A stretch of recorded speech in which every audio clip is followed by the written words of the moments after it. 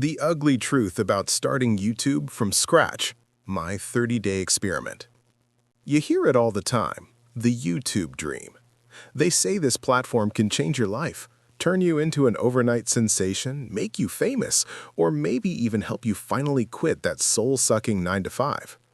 But here's the thing, nobody really talks about the messy, unglamorous reality of day one. So I decided to run an experiment. For 30 days, I went all in. I uploaded videos, I tried to level up my skills, and I spent hours staring at editing timelines. And let me tell you, this experience was absolutely nothing like those motivational how I got rich success stories you see flooding your feed. What actually happens when you start from zero? Is it worth the grind, the time, the effort, or is it just a massive flop waiting to happen? Today, I'm spilling the tea. I'm sharing the full story, the highs, the lows, and the stuff nobody warns you about. Trust me, there were some surprises along the way. Some good, some, well, humbling. And honestly, the results might not be what you expect. The first video, the reality check. You'd think the first video would be the easy part, right? Wrong. Before you even hit record, you're spiraling about choosing a niche and nailing a style. So here's how it went down. I sat there with just my phone and started churning out these incredibly cringy YouTube shorts using CapCut. I didn't really have a script, I just wanted to get something out there. The goal was simple, stop the analysis paralysis and actually hit publish. When I finally uploaded that first video, I was riding the hype train. I sat back waiting for the views to roll in, and then crickets. Nothing. No views, no comments, just absolute radio silence. I kept refreshing the page like a maniac every few minutes, hoping the analytics would glitch or update. I mean, I knew I wasn't going to go viral overnight, but one view, just one, that's all I asked for. And then, out of nowhere, it happened. That glorious single-digit one view. It felt like the YouTube gods were looking down and saying, "Hey buddy, someone out there actually clicked on your stuff." Granted, it was probably me accidentally clicking on it when I was editing, but hey, I'll take the win. It felt like a small victory. Week 1. The learning curve and the grind. After that first upload, I knew I couldn't pump the brakes. I had to keep the momentum going. So I made a pact with myself. Upload once a week, no matter what. But as you probably guessed, it wasn't as breezy as I thought. For starters, editing is a massive time suck. I thought it would be quick, just chop a few clips, slap on some lo-fi beats, and boom, you're done. Nope. Turns out, trying to make something even remotely watchable takes hours, especially when you have zero clue what you're doing. And don't even get me started on the nightmare that is making thumbnails.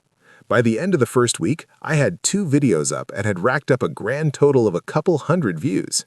And honestly, I wasn't even mad. Sure, the numbers were tiny, but every single one of those views felt like progress. It was proof of concept. It proved I was actually doing the thing instead of just dreaming about it. The biggest takeaway from week 1 wasn't about editing tricks or clickbait thumbnails. It was about just showing up. This is actually my 8th YouTube channel, so I know that even when it's messy, awkward, and nobody's watching, and you're pivoting niches like crazy, that's the hardest part. If you can push through that initial cringe phase, you're already ahead of 99% of people.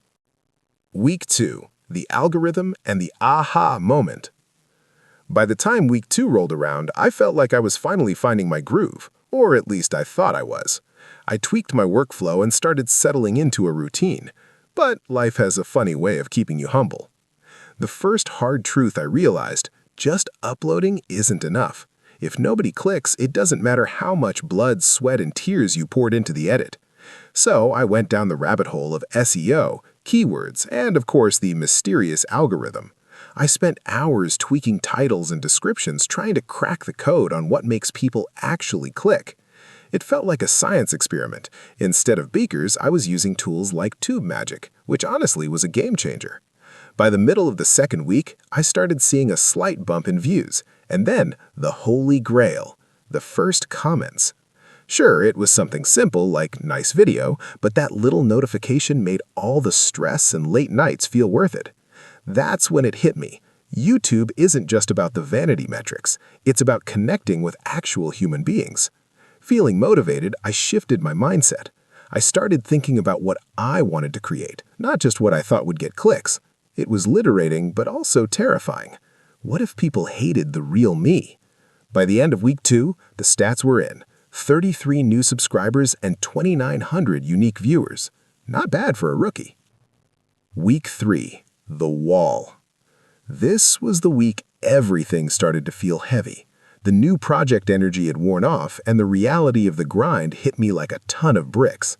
And the worst part, the numbers plateaued.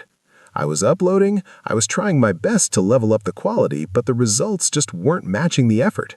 I'd see other creators posting those "how I got 1,000 subs in a week" videos, and I couldn't help but wonder, what am I doing wrong? People share tips, sure, but nobody can give you the blueprint for your specific channel. There were nights I stayed up until 2 a.m. editing only to wake up the next morning, watch it back, and realize it still wasn't quite right. And you know what? I uploaded it anyway.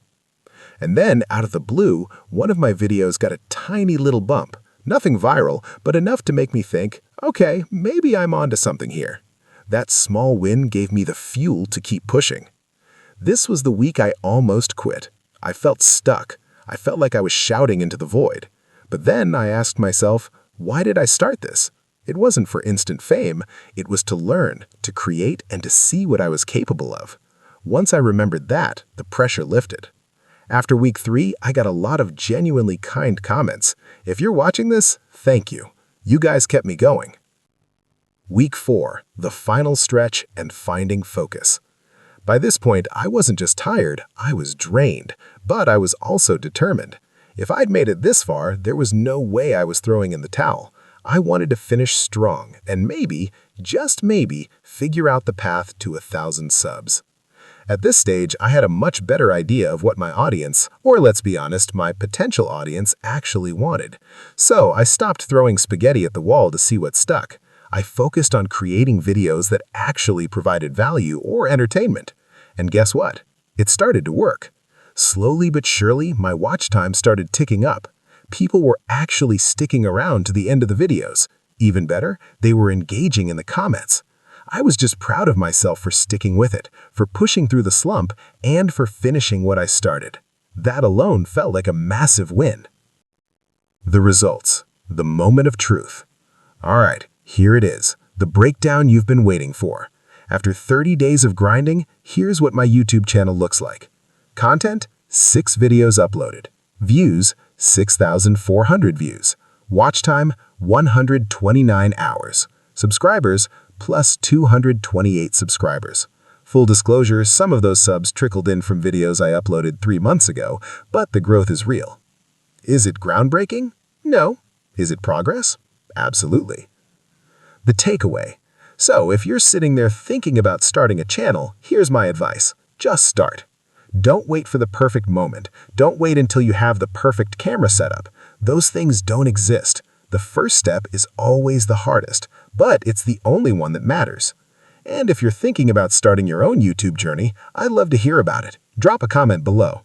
YouTube isn't just a platform, it's a community. If there's one thing I want to leave you with, it's this. The people who win are the ones who stick with it. Not because they're the most talented, but simply because they didn't give up. If you made it this far, thank you for watching and being part of this experiment with me. You can check out this video right here if you're curious about what happens next.